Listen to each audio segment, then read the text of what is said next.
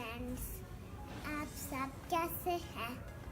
Friends, आज मैं 5 आपसे ऐसी बातें शेयर करूँगा जो खाना खाने के फौरन बाद नहीं करनी चाहिए। खाना खाने के फौरन बाद फ्रूट नहीं खाना चाहिए।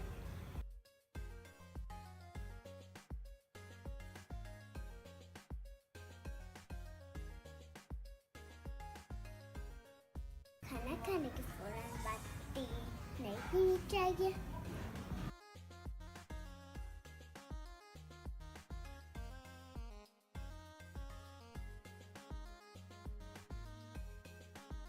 खाना खाने के फौरन बाद बात नहीं करना चाहिए।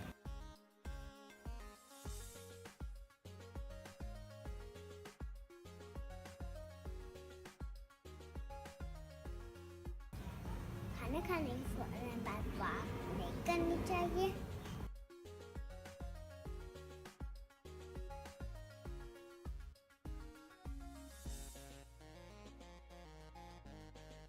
खाना खाने के फौरन बाद सोना नहीं चाहिए।